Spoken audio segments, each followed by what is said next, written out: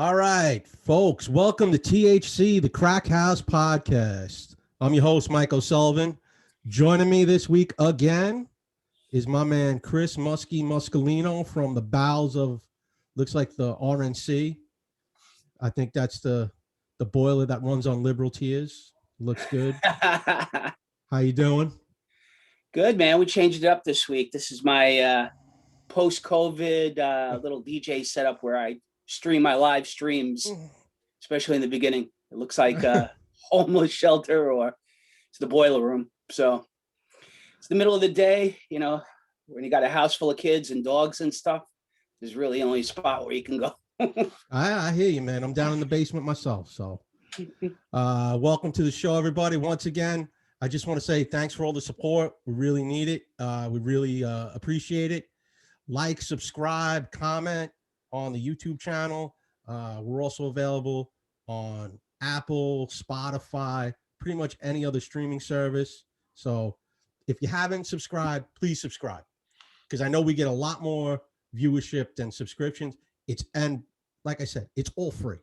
I'm not asking for any money. We're not doing a Patreon or a paywall. Who knows? Maybe down the road, if we get a lot of subscribers, maybe we might do that. But for right now, everything is free. All the content is free. There might even be some new shows coming up down the road. We don't know yet. But we're just going to get into it. Last week, Chris and I were talking about UFOs. Chris did a lot of research this week.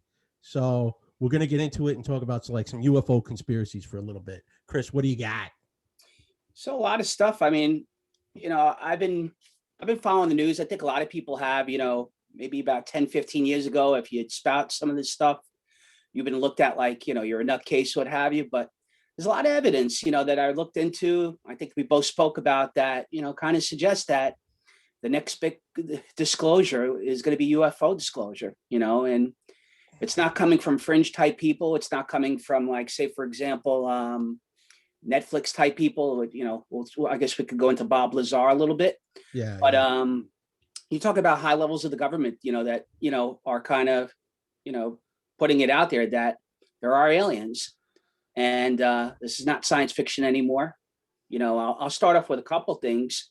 Putting aside what we all know, and the theories and the conspiracies and what have you. In 2017, there was some sort of military interaction where a pilot has video of three objects that he can't describe. It's basically these three objects going rapidly fast, appearing at his coordinates and then disappearing. There's video of it to substantiate it. They can't explain it. So basically, what happened at the end of December, Trump signed the bill basically stating that the COVID bill had to release within 180 days all the documents that the government has regarding this and other incidents. So I don't know why they tied it into the COVID bill, but it was. Secondly, Harry Reid, I guess an ex-senator, a government official. Yes. He talked about the government being in possession of an off-world vehicle, whatever that means. I don't know, but it sounds kind of ominous. Reading between the tea leaves, I would say that it sounds like they have some sort of UFO, that maybe Roswell, who knows? So these were three things that came to mind. We talked about Bob Lazar. There's a whole Netflix special about him. He's an old government official where looks like he investigated some sort of off-world vehicle back in the 80s.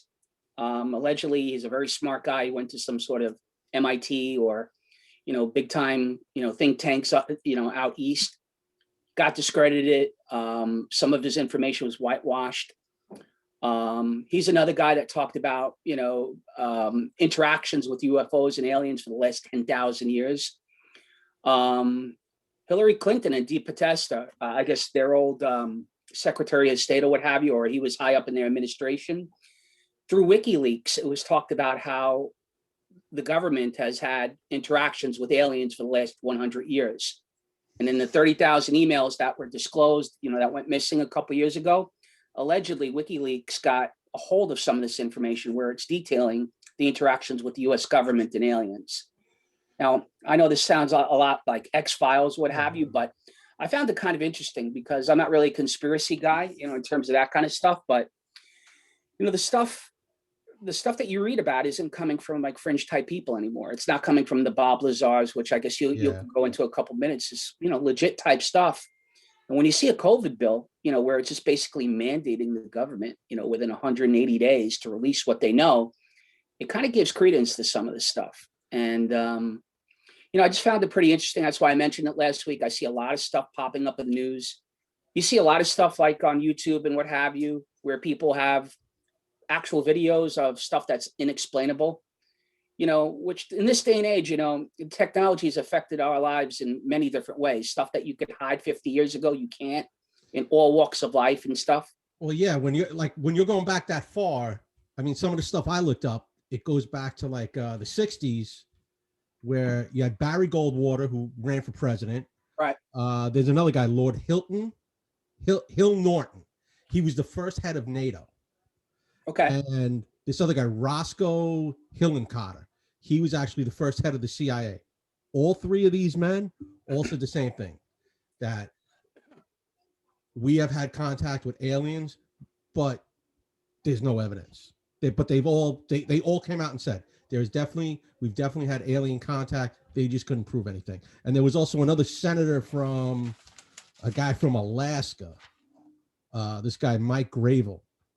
He was he actually claims he was a senator from Alaska in the 60s to the early 80s, and he said the same thing. And he was actually one of these real conspiracy guys, saying how the government was actually suppressing all of it. That's why they couldn't prove it. Right. So I mean, if you go back 50 years ago, I mean, I guess it starts with Roswell, right? You know, yeah. Roswell, 1954, whatever it was. And, you know, you fast forward, you know, you see the Transformer movies where they talk about stuff being reversed engineered, which is how, you know, allegedly you got a lot of the technology that we have today. And they fast forward like 10 years later to Eisenhower, and allegedly Eisenhower had some sort of sit down allegedly with one of the aliens who, there's a couple different aliens that I've read about. You know, you have the tall grays, which look like, you know, the standard, like Close Encounters of the Third Kind type stuff. You've got the giants that allegedly that they found, you know, fossils of these people or things many, many years ago, which is unexplainable. Huge skulls. They're found throughout the world. You know, there's no explanation of it. Then they talk about these people or things that met with Eisenhower that kind of look like us, but I guess, you know, there's some pictures on the internet of it, you know, where the guy is or thing is sitting in a crowd where Eisenhower is giving a speech. Then it talks about, you know, fast forwards from the 50s and 60s, it goes all the way up until, I guess, the 1980s, you know, when you talk about Bob Lazar. And Bob Lazar, from what I read, he claimed that he examined an alien craft that ran on antimatter reactor, powered by element 115, which at the time hadn't been synthesized. So what that means is like this thing or this ship that this guy allegedly was, you know, investigating, it had the maneuverability that the technology just didn't exist at the time. Yeah. This was the stuff he talked about on, I think when he was on Rogan, he really went into this. Yeah. So the skeptics and, you know, universities claim that they show that this guy never went to the schools that he claims that he did. They have no record. And supposedly former workplaces, this is coming directly from Wikipedia, that they disavowed him. Like, they're like, well, I worked for IBM. They're like, no, you didn't. You know, so it's kind of weird. You know, I mean, if you watch the Netflix thing, like I watched a long time ago, like I mentioned to you, and I think you said you watched it. It goes a little bit more into detail, but the crux of the matter was this guy allegedly investigated some sort of off-world vehicle. And because of that, he allegedly got blacklisted by his employers and universities, and I guess the government on some level. So that was in the 80s. Then in the 90s, I read the next president to really kind of look into this kind of stuff, which again gives me credence. Like, you know, guys like you and me and like the average guy, the X-File guy, whoever's claiming that this stuff happens, you always look at it with like a side eye. It's like, you know, that sounds crazy. But when you talk about presidents of the United States, high-level government officials start investigating, it kind of gives credence to it, whether it's true or not, in my opinion. And what I mean by that is in the 90s, Bill Clinton was a very big guy who looked into and tried to subpoena all the records of UFO and aliens by the government that was supposedly we had. And he was shut down at every angle. Like basically they stonewalled him when he asked to, be informed, they told him it was classified, and that was kind of the end of it. Obama got elected, and Obama, I guess in the beginning of his administration, they started to move towards getting disclosure. And I think on some level they might have, but again, he was stonewalled. And he actually gave an interview a couple of months ago where he's on record. The guy asked him, he goes, well, what do you know about UFOs? And he laughed and he said, I'm not allowed to disclose it to you. Now, whether it was in jest or whatever, again, you're talking about two former presidents the last 35 years that, they're talking about this stuff, even in, joke. I mean, and then lastly, the WikiLeaks, which Julian Assange and what have you, allegedly some of their disclosures and some of the stuff that's in those documents talks about everything that we're speaking about and validates it. Deepa Testa, who I think was part of the Obama administration and who would have been part of the Hillary administration if she had gotten elected, they were big into this kind of stuff, and they were pushing towards disclosure. And a lot of their correspondence goes back and forth in these emails, some of which were the 30,000 that went missing. And some of it was just plain stuff that was disclosed in WikiLeaks, which you can kind of look on the internet. And whether you like Julian or WikiLeaks, or you think it's bullshit or not, there's a lot of stuff that came out that, got a lot of people in trouble, including the, I guess, Channing, whatever the hell his or her name was, in terms of, blowing the whistle. Oh, Chelsea Man. Yeah, right. So that's really what I have on it. I just found it interesting because I mentioned to my wife that the last couple of months, it seems like that you're getting a lot more information and a lot more stuff that is coming from a lot more of, I guess, legitimate sources and legitimate, people. Yeah, like when the Trump administration came out and said that, like, yeah, we're going to release UFO docs. But here's the crazy thing. 2020 was such a whacked out year that no one even really paid any attention. Nobody cared about it. Nobody cared. But I just found it odd that in the bill, so he signed a bill, a COVID relief bill or some sort of legislation at the end of December. And in it mandates that the government, the CIA, the FBI, and all law enforcement agencies at the highest level of our government have to release this information, anything that they know, within 180 days of the bill's release. So which means 6 months from December, you're going to have whatever they have allegedly, which is tied into that bill. So I just found it kind of odd that the guy did it. At the end of his administration, he realized he wasn't going to be president again. He tied it into this COVID bill. Why? I mean, it seemed kind of odd to me. I like when what gives credence to a lot of it is when you hear people like you said, like you're hearing these like legit government officials, but then when you hear about like these Air Force pilots, right, where they're like, yeah, we saw these 3 objects moving away, we've never seen anything move, and then they're gone in a flash. I mean, the Bob Lazar stuff, from what I remember from the documentary and from like just watching him when he was on Rogan, he was just talking about the way the objects can move. Right. There, it's linear, and it's just the speed of which they move and everything is just, he said it was insane and he'd never seen anything like it. And I think Rogan talked about it, and what it is, it's 3 previously leaked videos near San Diego. And it in quote, it shows what the military calls unidentified aerial phenomena.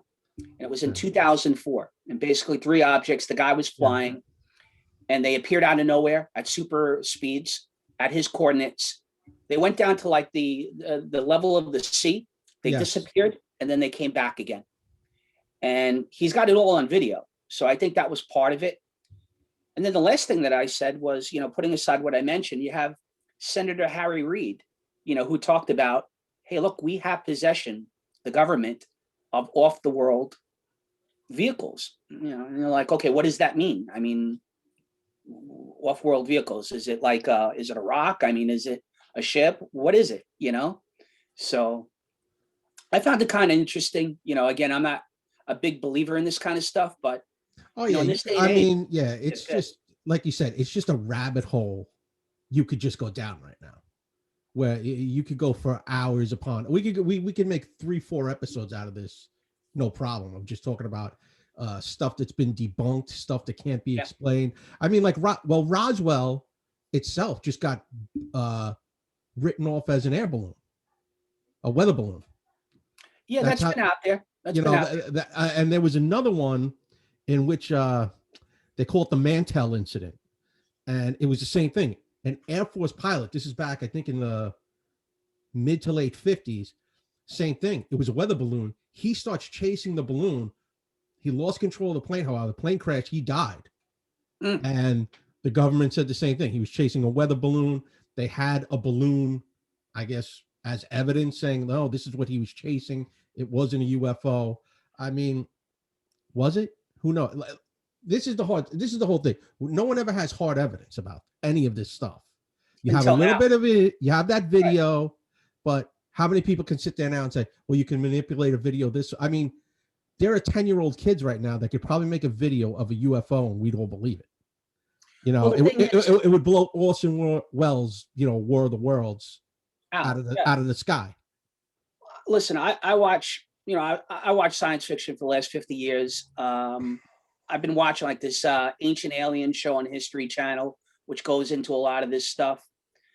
And when you talk about videos, look, I think we all get it. I think you can manipulate videos and stuff and cell phones and stuff to kind of show your point of view. But when you talk about like a military person who's got this on video, now questions, when you question the validity of it, it kind of gets to that next level. This is not some 10-year-old kid taking a cell phone video out in California of 3 objects and saying, well, I don't know what it was. It might have been a UFO, might have been this. I can't explain it. I'm talking about a military official that they have to, again, you're ex-law enforcement. I'm sure you have to file all sorts of reports. Like if you were on the job and you saw something, you took a cell phone video, I'm sure that you would have to report to your superiors, hey, look, this is what I have. This is where I got it from. Well, I mean, now, cops have body cameras. So if you had something like that on a body camera, I'm sure it would have to. Well, it all gets down. I know, like when the guys are done at the end of the day, like they have to download the videos of the body cameras. And I think when you get to that level with the military and stuff, I think it just gives it a sort of validity where I guess what I'm trying to say is when it comes from government officials, military officials, when the source of the content is coming from there, it kind of gives some sort of validity towards it, versus producer or what have you. Anytime something like this comes around, if there's no like monetary gain or anything like that, you're just saying it to saying it. Yeah, it does have that, but like you said, it does have that validity. Like if I was that pilot, I wouldn't have said anything and just wrote a book and put some pictures in a book, and he could have probably made millions upon millions of dollars. I guess so, but maybe there's some sort of stipulations with those guys where they have to disclose it. Again, I'm not ex-military, so I don't know what the protocol is. Yeah, I don't know what they do, but who knows? So, but I mean, it's interesting. Like you said, we could go down the whole thing with the Men in Black come out and erase your brain, and I was reading up on that, and it was funny. They had like all the old X-Files episodes. Right. And if you remember, one of the episodes they did do, it was like kind of like a goof one where they did the Men in Black, and one of the Men in Black was Jesse Ventura. Yeah. And the other one, which I thought was hilarious, was rest in peace, Alex Trebek. Okay. They played like the 2 Men in Black that come, and like these people keep getting interviewed, and they're like, yeah, the other guy looked like Alex Trebek. And I'm like, the guy from Jeopardy? Yeah, looked exactly like Alex Trebek from Jeopardy.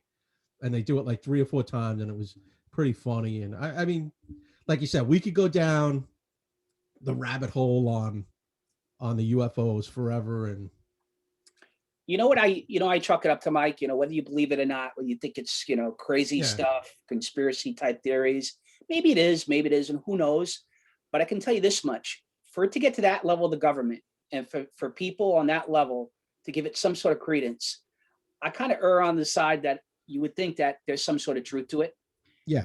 And then, the other piece is, I think maybe we've touched on this before, with the technology that you have, that's available to us these days, it's impossible to hide any of this stuff, whether it be,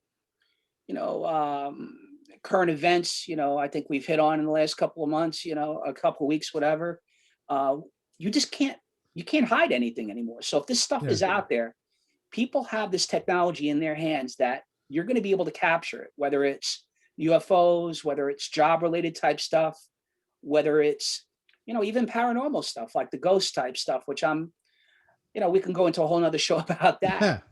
Yeah. But when you really think about it, when you have all these people throughout, throughout history really talking about this stuff, right?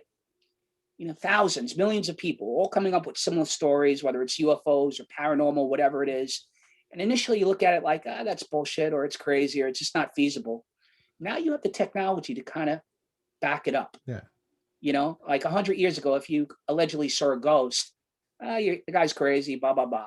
Now you can get it on tape. You can get it in your cell phone video. Or UFOs 50 years ago. Well, these green aliens came down and they landed in Roswell, and the government has it, and it's been hiding it in the Las Vegas desert for the last 50 years. Again, it's just like you said, it's all, my word against your word. He says, she says type stuff. But now you have video, now you have your cell phone there. Now you have stuff that can kind of put some sort of credence to it. I mean, I go by the old adage too. I mean, what's his face said it in Men in Black, Tommy Lee Jones. He goes, people are smart, but people together are usually stupid. Right. And I think that's another reason why a lot of this stuff doesn't get released. Yeah. Mass hysteria. Well, think about it this way. Look at all the toilet paper that got ripped off the shelves because of this. Look at, the way places got sold out because of everything. I mean, mass hysteria definitely plays into it, I think, somewhat. I do too. But let's think about it this way. I think at any time in our history, we'd probably be ready for something like this. I would agree with you, like maybe 10, 15, 20 years ago. I think if the government came out and said, you know what, we've been visited by aliens, the technology that you have has all been reverse engineered, all the religion doctrines out there are bullshit because we come from, space, I think you would have had a mass hysteria, like you said, maybe 20, 30, 40, 50 years ago. Almost like the Dark Ages when the Renaissance happened, and all of a sudden people are, they're given concepts that they thought was crazy. The world is not flat, that kind of stuff. They get ready for it. And in this day and age, I think that, let's say, for example, this stuff is all legitimate. It is true. I don't think most people would bat an eye. I don't really think they would give it two rat's asses about it. I think some people would, but my true thought process is a lot of people, it wouldn't phase. And then the other question I have for you is, what's in it for the government and these people to suppress this kind of information at this point? If this stuff really exists, right? What's in it for the government, to, hide from Michael Sullivan or me or anybody that, we have knowledge of aliens. They've been visiting us for the last 150 plus years. The technology that you have is from there. Anything that you believe religiously is not true because we come from aliens. They visit us years ago that formulated our societies.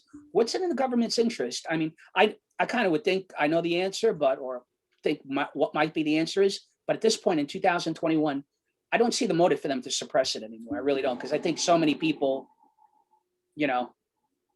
I don't, like I still fall back on the hysteria. Oh, Chris stepped away. Hold on.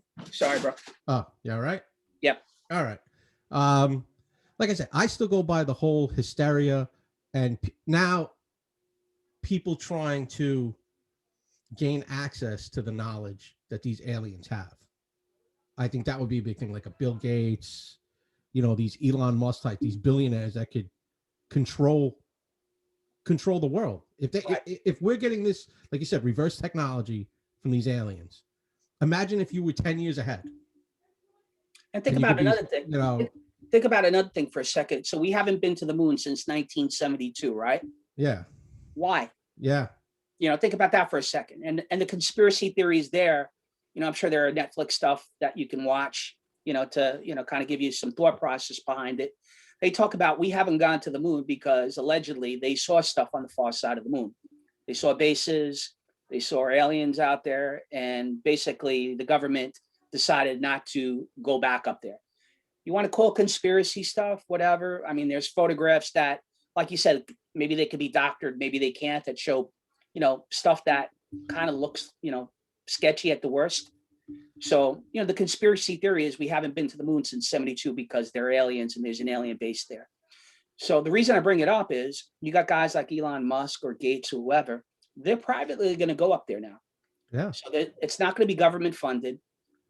they're not going to have anything that's going to restrict them from releasing what they see up there.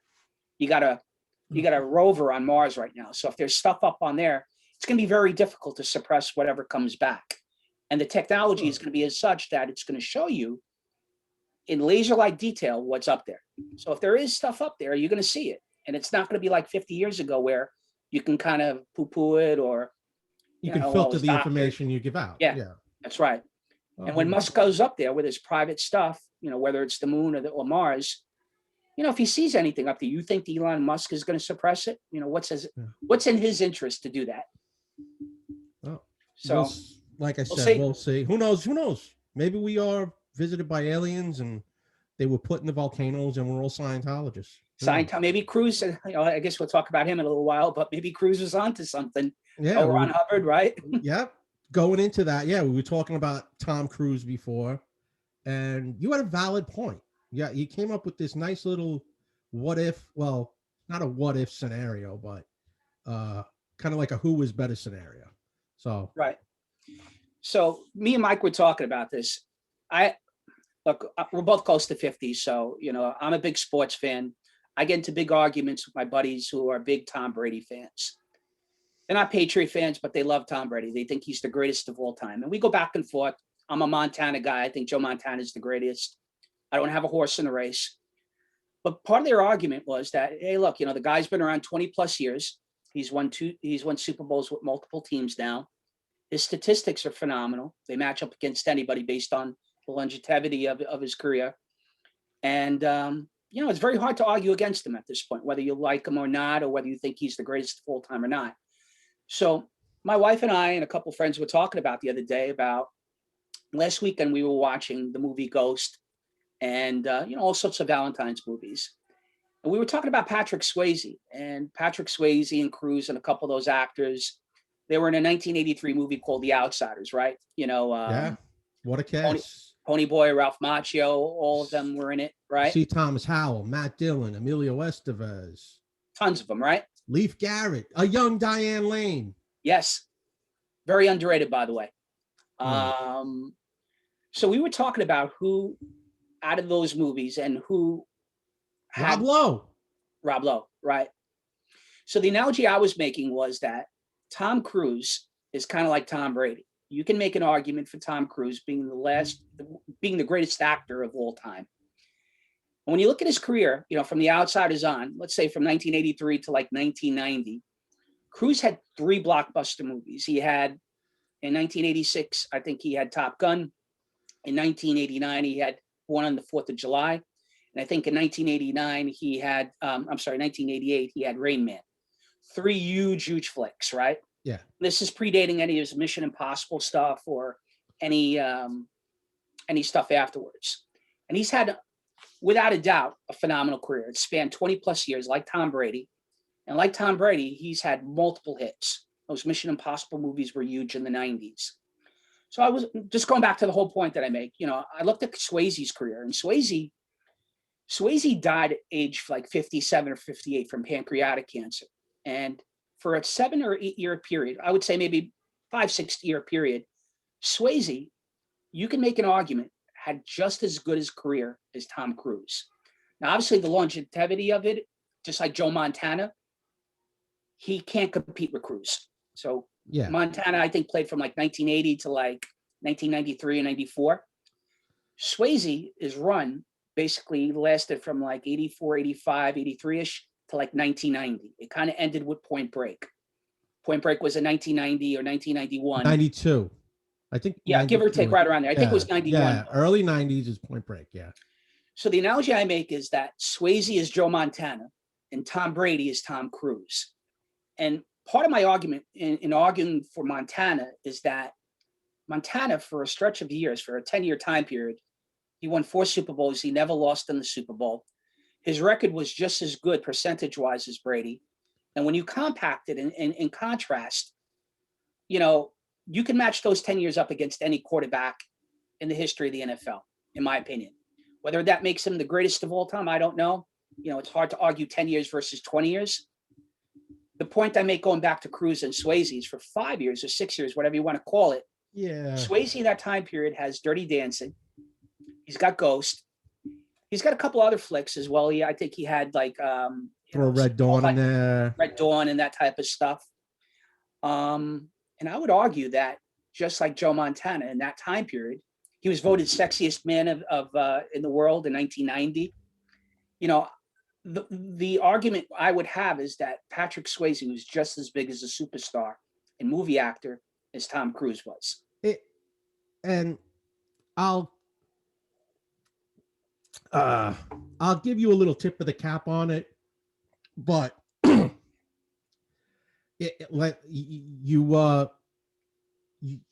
answered your own question to me in the sense of we go with longevity in these guys. Right. Tom Cruise has been making movies, hit movies, for 30 years for the most part. And even if his movies don't do that well, we were talking about this off air, even when his movies don't do that well, here in the United States, he's a huge draw in Europe. Sure. Patrick Swayze, I don't know if was this huge international star. I mean, yeah, Ghost was a huge movie. Ghost is what made him, I think, because it put him in as that romantic leading man type. Well, I think it was Dirty Dancing, which Dirty Dancing, but that Dirty Dancing was that movie that cost like, probably $1 million to make. It was, if you watch that Netflix one, the movies that define us or whatever, they did Dirty Dancing, and it was actually really funny that Jennifer Grey and him hated each other. Right. Well, he hated her. If you want to check it out, it's on Netflix. It's called like The Movies That Made Us, or the 80s movies that made us. And it goes into Dirty Dancing and how no one wanted to make the movie. Who gave a shit about the Catskills in the 50s and dancing and all that bullshit?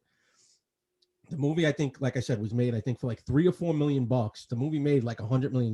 It did. That propelled him into being a movie star, Patrick Swayze. Right. Because if you go back and look at like Red Dawn's an ensemble movie. You have almost, he's got C. Thomas Howell in it, Jennifer Grey, Leah Thompson. Who else? Harry Dean Stanton. It's not his movie. Look, I think at the end Charlie of the Sheen. I thought it was an interesting argument because we were talking about how the guy died young. He was in phenomenal shape, but he dies at 57, and basically what he was doing. Heavy smoker. Big smoke. He was smoking like 2 cartons of a day of cigarettes. He was drinking like a case of beer a day on some level. Yeah. So he abused his body, but he was in phenomenal shape. And then I'm just looking at it. I'm like, what would have happened? I mean, he went on and made some movies afterwards, but after 1991, his career just flatlined. He had nothing even remotely close to what Cruise did. Cruise had the Mission Impossible movies. He had a couple smaller hits, I guess War of the Worlds, Minority Report, that kind of stuff. He's doing the sequel for... What's that? Edge of Tomorrow? Yes. That's a great movie. That's a very underrated movie. Yeah. Go check that movie out. Even if I'm not a huge Tom Cruise fan. I've seen it. But that's a great movie. It's kind of like Transformers meets War of the Worlds meets G.I. Joe. And right. I think it's based on a book, and I think it's Bill Paxton's last movie. Okay. No, I've definitely seen it. It's a pretty interesting movie. He does like these, he's still doing it. He's pushing 60. He's still, he's one of these, loves to do his own stunts. He's always got to show you that he's hanging on the side of a plane or on the top of a building or anything. He seems like he's a super, I guess like most of them, they're like these super focused, hyper-focused people. And it seems if he's doing the movie, that's his whole life. It's just this movie for the next 3 to 4 months of my life. I just found it interesting, talking about a guy in the analogy, just like Montana. Montana, part of my argument of him being the greatest quarterback of all time is that, putting aside what I mentioned, his career was kind of cut short too. So he gets spearheaded by Leonard Marshall, I believe in the 1990 or 1991 title game. Yeah. And he's never the same. He goes to the Chiefs. He gets them to the championship game, like in 93 or 94 with basically nobody. And that's it for Joe Montana. And I'm thinking, if he had the career that Tom Brady had in terms of longevity, would people be so dead set about proclaiming Brady as the GOAT if Montana had the same length of career that Brady did with the same things that were available to him in terms of, when you talk about nutrition, when you talk about the gameplay, and the analogy I make with Swayze is if Swayze's career does, and it looks like it got cut short regardless. Like right after 91, he didn't really have major hits. Yeah. But I guess the analogy I make is if Swayze had that kind of longevity of the career for 20 plus years, would you be talking about him in the same light as Tom Cruise? I don't. You know, I don't. Like you said, the career does drop after Point Break. I mean, you could basically make the analogy that Leonard Marshall was Swayze's cancer. You yeah, know, yeah, because I mean, at the end, Swayze's doing TV shows. He had a show on A&E playing like a bounty hunter or a yes. marshal or some He did bullshit more show. TV than Cruise did. You know, he even had like But in I the mean, but that's the move a lot of the movie people, movie stars make. When you're not right. hitting it in the movies, all right, they'll give me a TV show. I mean, Well, look at Alec Baldwin. Alec yes. Baldwin's this great, huge movie star for years, and then he made a whole bunch of bombs that no one watched, and then he found out he was a real funny person, got on 30 Rock and killed it for like whatever that show was on for like 10 years almost. And he actually is. He's a very funny guy. You found out he was very kind of like personable. He's also a nut job. His wife's a little loopy, but you know, they find like their second lives sometimes, some of these movie stars when they go to TV. Well, I look at like the NFL. Like the NFL was markedly a different game when we grew up than it is today. It was more physical. You could hit Yeah. the quarterback. Some of the penalties and rules that exist now didn't exist back then. The game was more predisposed towards running versus passing.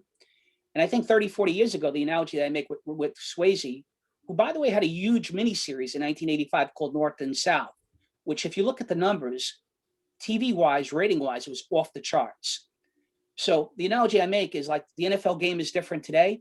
The movie acting game was different 40, 50 years ago, where the stigma of being a TV actor wasn't, in my opinion, what it is today, where movie actors kind of seem to be the preeminent, you know, thing to do, you know, versus 40, 50 years ago, where you could be a huge TV actor and your popularity could rival, like, say, a movie actor. Yeah. Whereas today, it just seems like you don't really have that big TV actor anymore, you know, that would rival the biggest TV actor. Well, if that makes sense. Well, I mean, like no one's really big on TV anymore because you got so many goddamn reality shows out there too. No, and Right. you know, growing up, And you have cutting the cable, right? I mean, growing up too, you had ABC, NBC, CBS, pretty much, and then Fox came along in the late '80s. Now you're competing against, you know, 100 different. MTV has original programming. Lifetime has original all these different. You have 1,000 channels out there, like you said, cutting the cable. You can go Hulu, Netflix, all of this original programming. What's the biggest sitcom out there today? I have no idea. I Bang Theory or something like that. That's not even. I don't think that's even on anymore. I would say, you know, I heard they're just trying to reboot Frasier. Yeah. I don't know if it's going on a streaming service or whatever, but it's just one of the, you know, people are seeing all these other reboots. They did Full House. The hell else did they do? But they're trying to bring back Frasier now. You know, it's another quick money grab.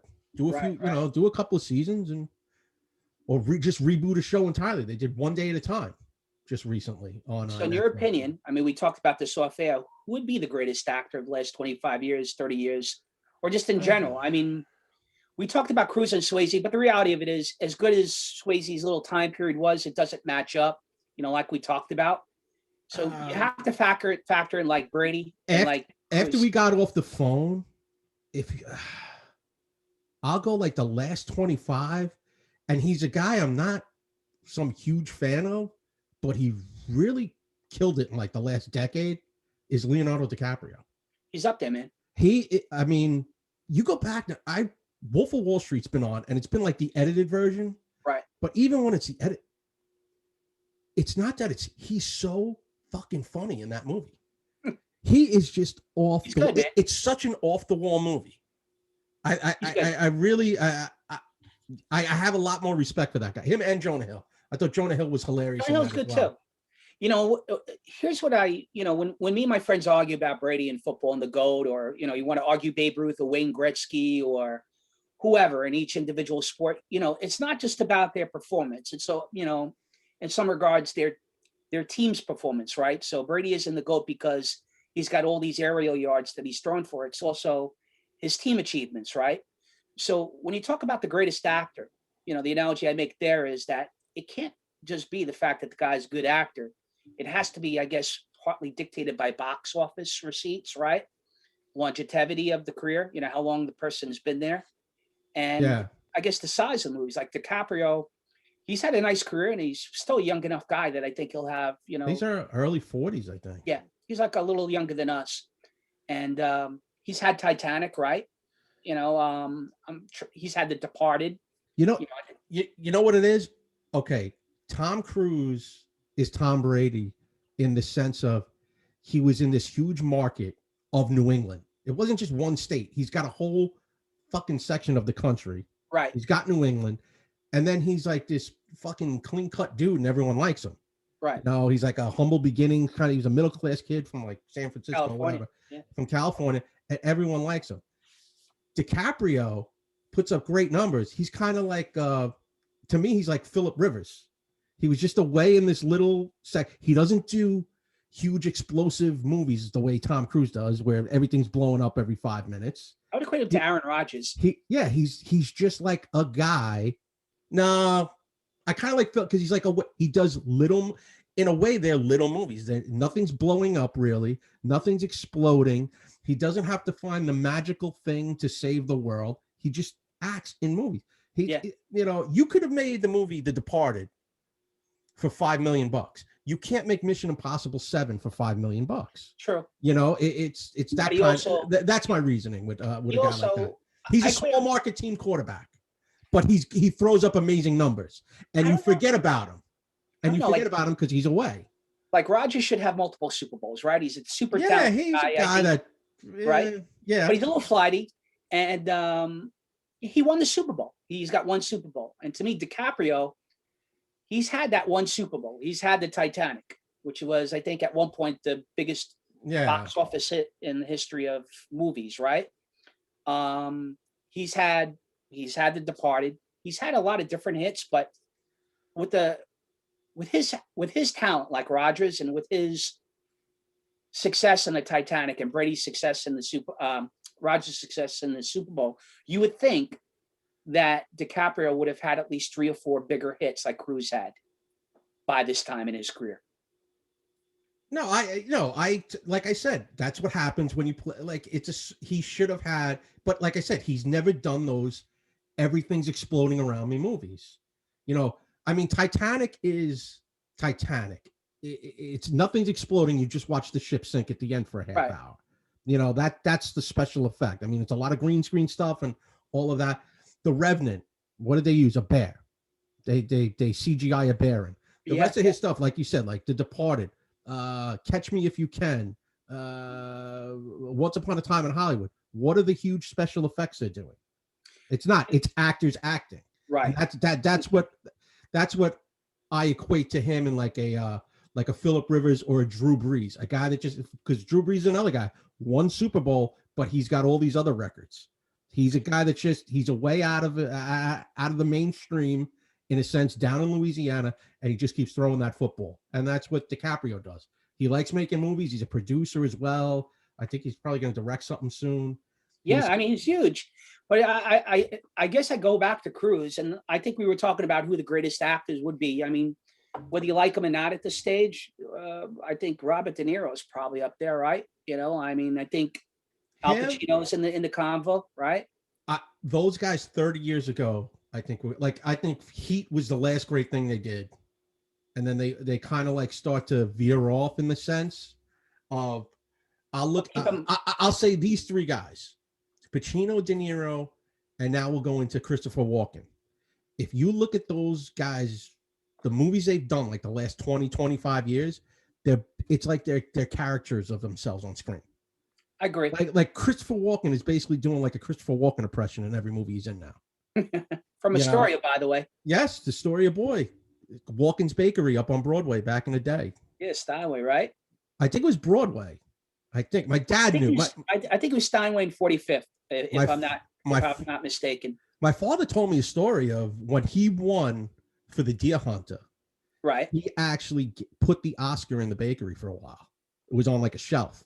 You could go in behind the counter and it was sitting on the shelf. Oh, that's cool. Back in the day. Supposedly he's got a brother too that looks exactly like him.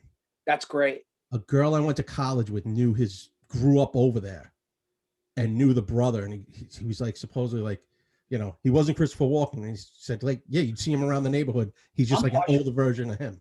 I'm partial to him because he's from Astoria, obviously. Yeah. So, I mean, I always have a soft spot for Astoria people, but, I look at De Niro, and again, putting everything aside, politics, whatever, with the guy, the scope of that guy's career, I mean, Taxi Driver, The Godfather, the comedy movies that he did, ranging from like Midnight Run to like. I had a conversation about Midnight Run with guy Sean Donnelly from the Defend Your Movie podcast.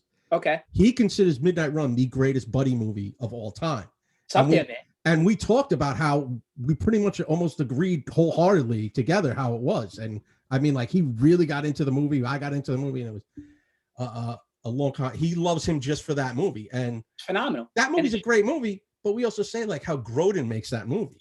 Grodin's phenomenal too. And it shows you the depth of his range. Like, he went from The Godfather 2 to like Taxi Driver to like, all of a sudden, he does The Untouchables, right?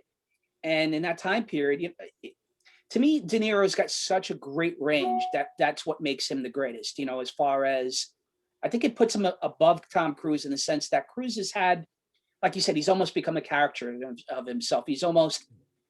He was Vince from The Color of Money for many, many years, in my opinion. He was that same guy, just transplanted into a different type of movie, whether it was A Few Good Men or whatchamacallit, Far and Far and Away. Always that cocky guy that kind of just went. He's got to get knocked down a peg and then redeem himself at the end, But I look at De Niro, even Pacino. Pacino to me is a tough guy to rate because, like, after '83 and I guess Scarface, like, his career he's got some big hits, but it's nothing like what De Niro had after that. He does good. No, De Niro's way, way more consistent. And I guess the question I have would be, but I think Pacino too moves away from movies for a while and starts really getting into like Shakespeare and Hamlet, where he's doing like a lot of like Broadway play, Shakespearean plays. Like, he really gets into like being an actor. Gun to the head, who would you pick, Tom Cruise or De Niro? Because I think that's really what it comes down to. Oh, I'll take De Niro any day. Like the older movie De Niro. Now, Living with Grandpa, whatever the fuck his last movie was. I'm not watching that. Right. Bad Grandpa was not bad with Zac Efron. It has its moments where he's playing like the dirty old man. It's pretty funny. I mean, even the first, like, Meet the Parents. The other two are just, let's make $1 zillion movies. Let's get a payday. But De Niro all day. I mean, Godfather 2, Taxi Driver. I love Mean Streets. It's great. Mean Streets is one of my favorite movies because I love those movies too, like Taxi Driver and Mean Streets too, because it shows you get to see old New York. Did we talk about this at one point? So for people from Astoria out there, check out, if you haven't already seen it, Robert Downey Jr. and Chaz Palminteri, A Guide to Recognizing Your Saints. And it's kind of the Mean Streets set in 1980s Astoria. And it's a story basically that shows you what Astoria was like in the 1980s. I don't know if you've seen it or not, but it's phenomenal. Yeah, it's a great movie, especially like if you grew up there, then you're like, holy shit, I know some of these people. I know what that is. Right. It's one of those things where you point it out while you're watching it. You can't. But I read a review of that movie where it talked about that being the modern day Mean Streets, where basically the similarities of it. Yeah, it's like there are no more. It's kind of true because there are no more neighborhoods anymore. Right. The way that at least the way I think I see like the 5 boroughs are, like everything, a lot of it, it's gentrification. Yeah. You have all these people moving in from the Midwest and every place else, and they're here for a few years and then they're gone. It's very hard right now to see people that are like staying in the same place for 20, 30 years, raising a family. Sure. It's like you see it, people just coming in a few years, get on their feet, go someplace else, do something else, whatever, and they're gone. But it is recognizing The Household Saints is a great movie. Robert Downey Jr. I think Channing Tatum, right? Yeah, he's in there too. It's a great movie. It's old. It's got to be about 10 years old, maybe 15. maybe about 15. Yeah, Dito Montiel's the guy that made it. Dito was like 10 years older than us. Right. He was a punk rock kid from Astoria. Hung out near Con Edison. Yeah, basically it was like his life story. Kid. He was like a skateboard punk rocker kid. You can look him up. He's famous. He's a movie director. He actually directed the movie Fighting with Channing Tatum. He's directed a few other movies. He did a movie, I think, right before Robin Williams died that Robin Williams was in. Yeah. I think it was his last movie. I'm not sure. Well, by the way, Robin Williams is another guy we can kind of throw into the combo. He had a great career too. You know, I don't know on the same level as Cruz or De Niro, but he's had some good movies, but I don't think he's up there. He's had some big time movies, Mike. If you look at it, I know you're probably a bigger fan of him than I am. And I like him, you know, but I never look at him as the actor-y kind of dude. Like he's great in Good Will Hunting. I loved him in that. And that was the movie with the Good Morning Vietnam. I mean, to me, yeah. I'll say this about Robin Williams. I thought he was a very funny guy. He made a lot of funny movies, but he also made a lot of bombs at the end. Unfortunately, supposedly his ex-wife, one of the ex-wives, was taking him to the cleaners.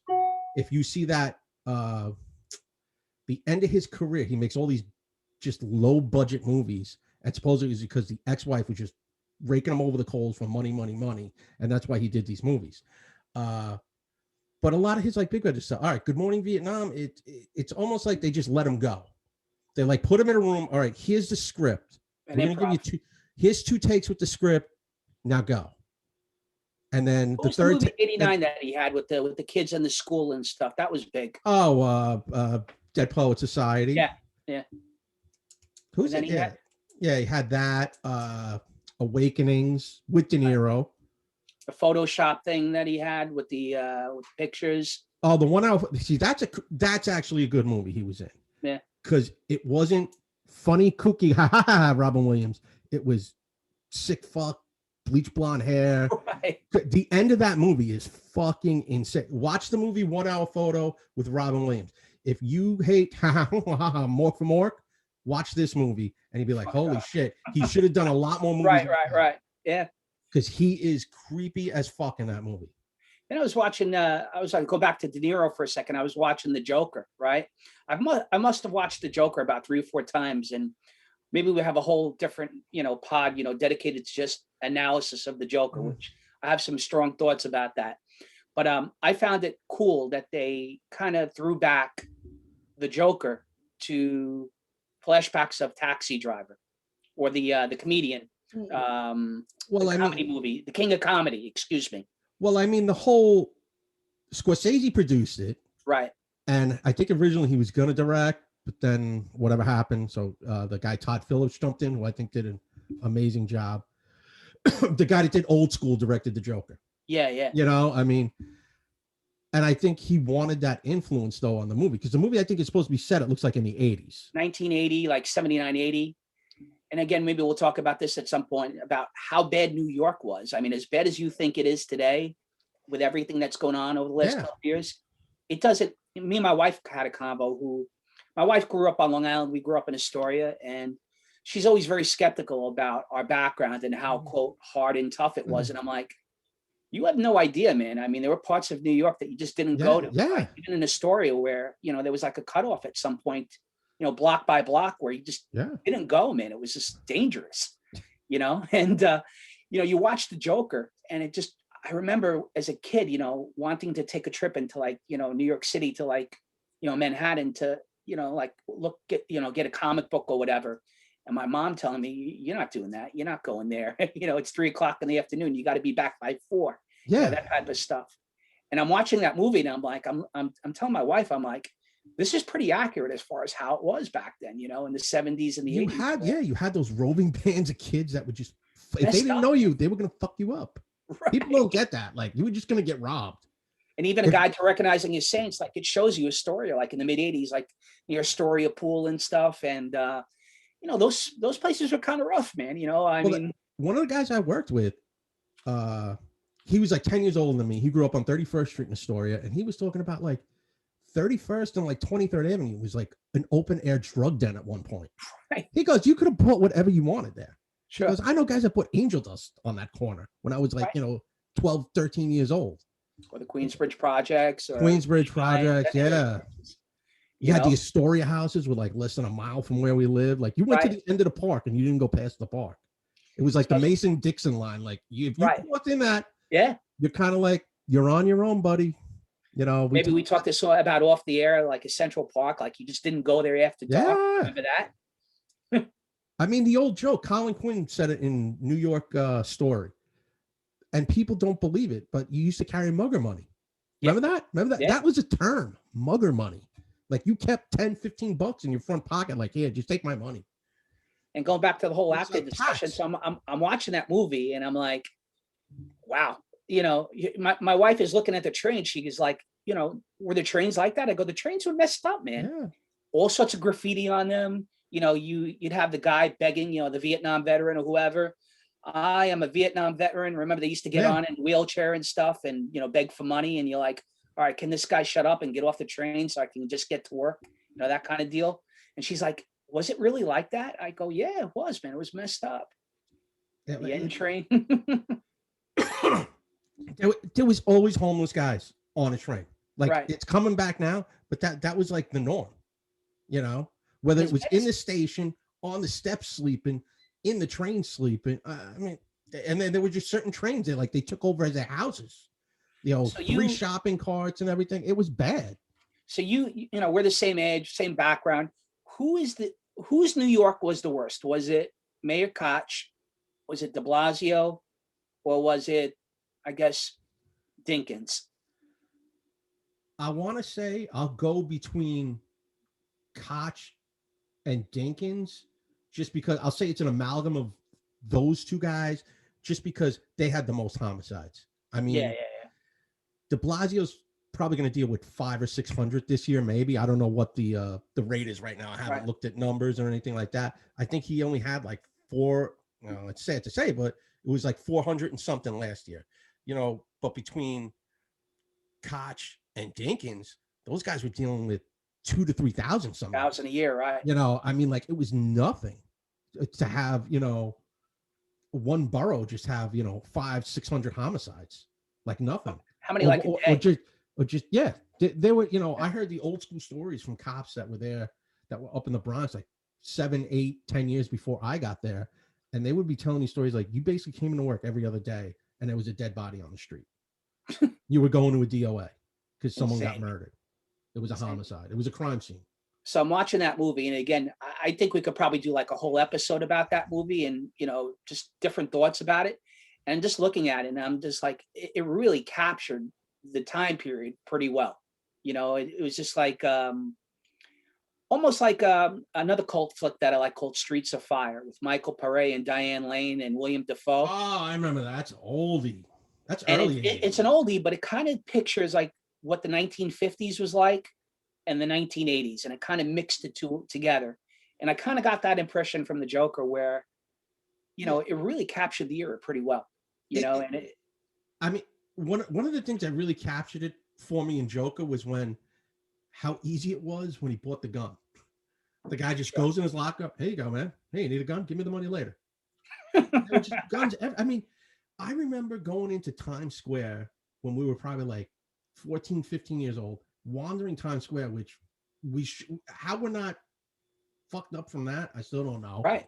But you could go into like so many stores and buy like ninja throwing stars, swords, knives. Listen, I'm not a, brass knuckle. Brass knuckles, right? Yeah, how much you could have bought like a gang arsenal in all of these stores. Switchblade knives, butterfly knives, the Rambo knife, whatever the fuck you wanted in these stores, you could get. And it wasn't like there was only one of those stores. There were tons of them. Me and Michael, we went to the same high school. There was a guy, I don't know if you remember. I'm not going to mention his name, obviously, but I'll mention his nickname. We called him Satan. Remember him? Yeah. He had like the motorcycle jacket. He was like a heavy metal vomit kid. And he had like all sorts of like you said, like all sorts of weapons and stuff on him. And I remember one of the teachers at our old high school, like pulling him aside one day, like, how'd you get this? You know, it wasn't a gun or anything, but it was a weapon. It was a messed up weapon. I don't know if it was brass knuckles or something. And I remember, you know, it was just pretty wild.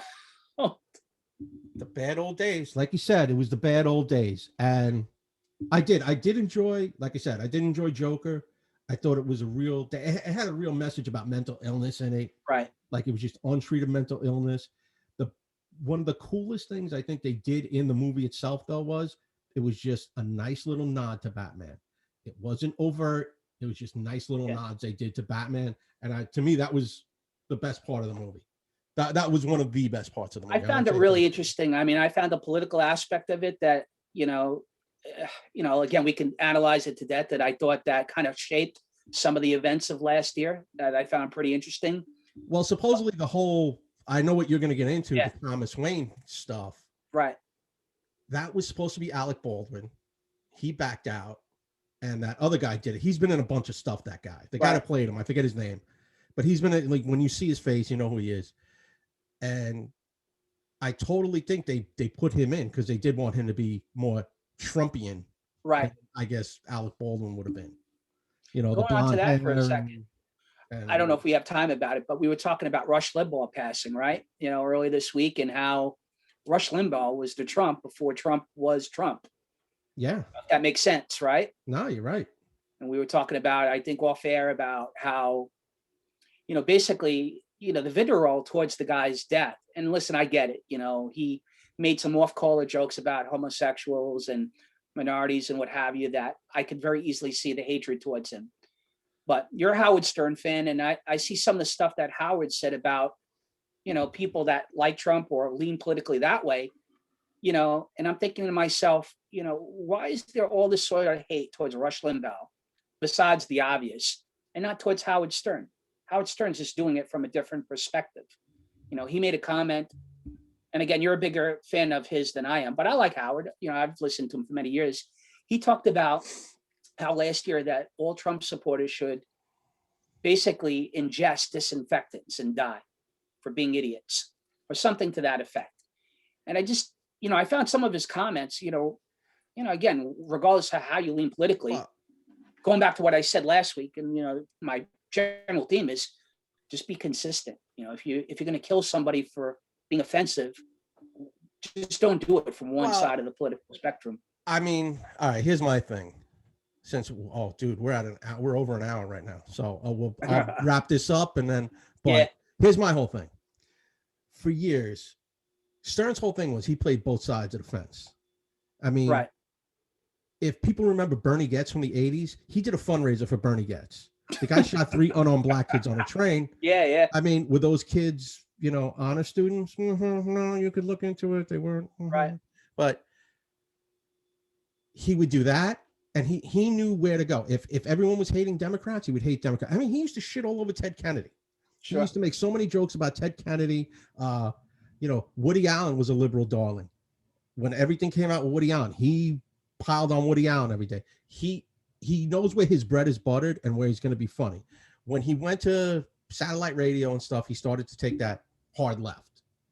And he finally became part of the establishment. For years, Stern was that outsider. People didn't want to do his show. He was the shock jock. He was too controversial. Once he got to terrestrial radio, and he kind of toned down the act a little, he went left, and then he started getting all these major stars on his show. And, that's why he doesn't get the flack that Rush gets. I guess, Rush Limbaugh was right, and of course the left media is going to kill him. Howard's left. He's a media darling. And he said this kind of stuff. And like I said, you can go back before Howard went to Sirius, go back and look at his old stuff. Go back to his old Channel 9. Crazy, man, what we listened to. You go back and listen to Crucified by the FCC. I know we're pressed for time, but I'll leave you on this, on the 3 things I remember. Lesbian dial date. I remember, I hope that Charles Grodin develops a tumor, below his toupee and dies a horrible death. And he used to do some off-color jokes with, I guess, this random caller who would call in and basically accost Robin, like telling her all sorts of racial bullshit. Oh, he used to have a guy from the KKK calling Right. the show. Right. I mean, so like I said, we'll leave it at that. Rest in peace, Rush Limbaugh, 70 years old, cancer. That sucked. He had those fucking things in his head so he could Yeah, hear. man. He was Horrible. fucked up. And then Not a he did, good way to go. yeah, and then he had the he was like a pill addicted kind of dude. Yeah. He lived a fucked up life, I guess. So it's the end. It was bad for him. All right. We're gonna wrap this up. Chris, what do you got? Anything? Yeah, I got 3 things today. So DJ Chris Clash, I plug it every week. COVID looks like it's coming to an end. So come summertime, hopefully sooner, I could be DJing some of your events, my production team, doing some events for everybody.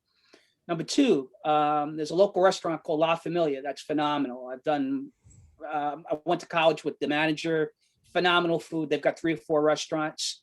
Again, if you have the cojones to go out in COVID, please check them out. Their food, phenomenal Italian fare.